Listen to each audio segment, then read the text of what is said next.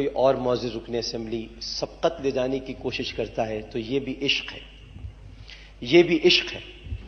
یہ بھی محبت ہے، یہ بھی پیار ہے کہ ہر شخص یہ چاہتا ہے کہ میں اپنے رسول کے لیے سب سے پہلے بات کروں۔ اس بات پر بھی میں سب کو مبارکباد پیش کرتا ہوں کہ وہ سبقت لے جانے کی کوشش کر رہے ہیں، اور عشق مصطفیٰ میں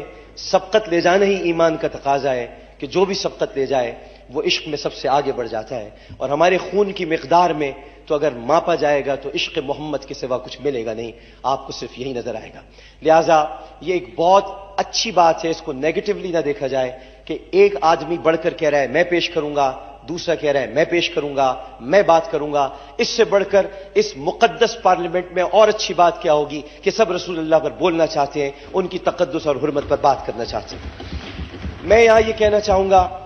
کہ نبی آخر الزماں، محبوب سبحانی اور رحمت للعالمین حضرت محمد مصطفیٰ صلی اللہ علیہ وآلہ وسلم مسلمانان عالم کے نزدیک صرف اللہ سبحانہ و تعالیٰ کے حبیب ہی نہیں ہیں، بلکہ ایک ایسے عبد محبوب اور انسان کامل ہیں جن سے محبت ہر انسان کی فطرت کا تقاضا ہے، اور ہم جو کہ ان کے امتی ہیں ان پر اور ان کی عزت اور ناموس پر اور ان کی حفاظت کے لیے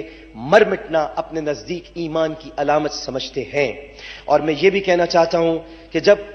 ختم نبوت پر بات ہوگی تو ختم نبوت کی حفاظت ایمان کی سند کہلائے گی، اور الحمدللہ ہر پاکستان تحریک انصاف اور اس کی حلیف جماعتوں کو یہ اعزاز حاصل ہے کہ ختم نبوت کی حفاظت کے لیے اور ناموس رسالت کے لیے سب سے پہلے قرارداد پر سب نے بغیر پڑھے دستخط کیے۔ میں مبارکباد پیش کرتا ہوں پاکستان تحریک انصاف اور حلیف جماعتوں کو جنہوں نے اس قرارداد پر بغیر دیکھے۔ لہٰذا اب میں یہ بتانا چاہتا ہوں کہ یہ قرارداد ایم ایم اے کی طرف سے نہیں، پیپلز پارٹی کی طرف سے نہیں، پی ٹی آئی کی طرف سے نہیں، یہ پورے پارلیمنٹ کی طرف سے ہے، یہ پارلیمنٹ کی طرف سے قرارداد ہے، یہ ہم سب کے دل کی آواز ہے جو ہم پیش کرنا چاہتے ہیں۔ اور ہم یہ کہنا چاہتے ہیں کہ دہشت گردانہ فکر اور منافرت پھیلانے والے لوگ، میں اس کو مذمت تک محدود نہیں کروں گا، میں اس کی مذمت نہیں کروں گا، بلکہ میں اس مقدس ایوان سے یہ آواز اٹھانا چاہتا ہوں کہ رسول کریم صلی اللہ علیہ وآلہ وسلم کی شان اقدس میں توہین کو دہشت گردی سے تعبیر کیا جائے۔ یہ دنیا کی سب سے بڑی دہشت گردی ہے، اور جو سزا دہشت گردوں کی ہوتی ہے وہی رسول اللہ کی توہین کرنے والوں کی سزا ہونی چاہیے۔ لہٰذا یہاں پر میں یہ مطالبہ کرتا ہوں کہ مسلمانوں اور امن پسند انسانوں کے جذبات بھڑکا کر گیٹ ولڈر نامی شخص جو کہ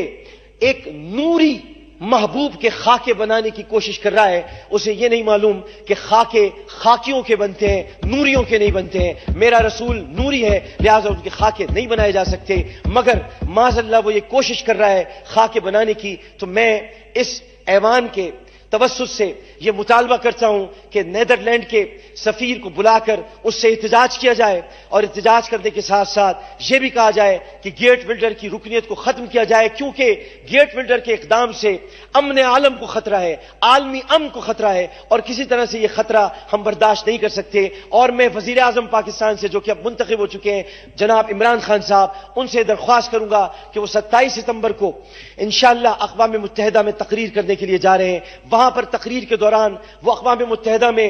ایک ایسا تجویز پیش کرے کہ تمام انبیاء کرام علیہ السلام، صرف میرے آقا، میرے مولا، میرے سیدی، میرے مرشدی نہیں، بلکہ تمام انبیاء کرام علیہ السلام کی توہین کو دہشت گردی قرار دیا جائے، تاکہ تمام ممالک اپنے اپنے ملک میں ایسی دہشت گردی کرنے والے سے قانون کے مطابق نمٹیں۔ بہت بہت شکریہ۔ اتنا کہنا چاہوں گا کہ کی محمد سے وفا تو نے تو ہم تیرے ہیں، یہ جہاں چیز ہے کیا لوح و قلم تیرے ہیں۔ بہت بہت شکریہ۔ اس کے بعد میں آپ کو